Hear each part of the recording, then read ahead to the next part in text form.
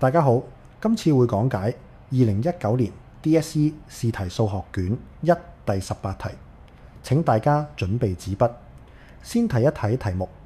AD 上面有一點 P， 而 BP 垂直於 AD。AC 等於 AD 等於 CD 等於13厘米，BC 等於8厘米，BD 等於12厘米，及角 ABD 等於72度。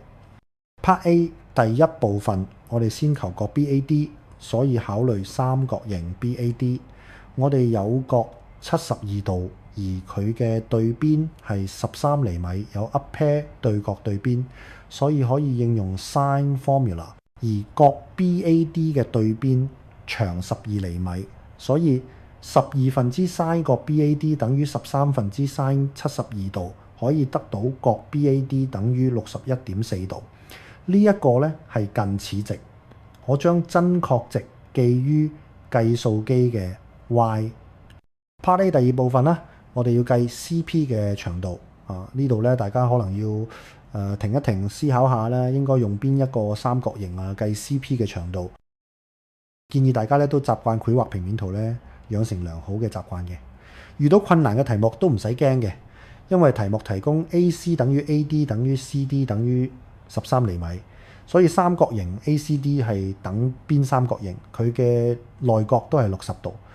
如果我哋可以求得 AP 或者 PD， 就可以求得 CP。至於點樣可以求得 AP 或者 PD 呢？我哋將焦點放於三角形 ABP 同埋三角形 BDP， 大家可以睇到三角形 BDP 中嘅已知長度嘅邊較多，所以會以三角形內角同埋計角 BDA 等於 46.6 度。之後 PD 咧係 46.6 度嘅鄰邊，而12度咧係斜邊，所以12分之 PD 咧等於 cosine 46.6 度，得到 PD 咧等於 8.24 厘米。我將真確值記於計數機嘅 x， 再考慮咧三角形 CDP，PD 等於 8.24，CD 等於13，而夾角 CDP 等於60度。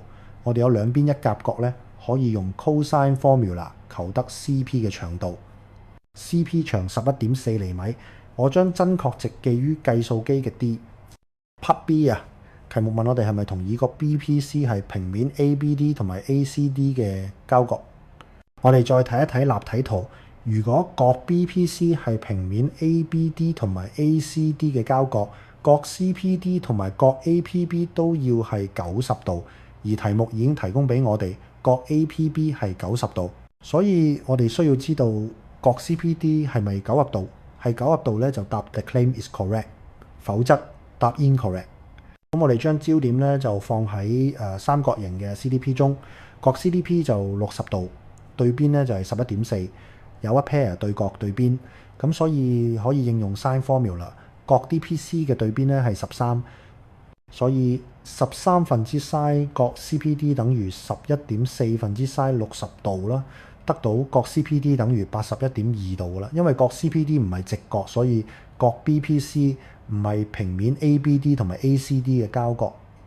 記住必須要寫 CP is not perpendicular to AD， 或者 angle CPD is not a right angle， 否則即使答對結論 The claim is not correct 都會失分。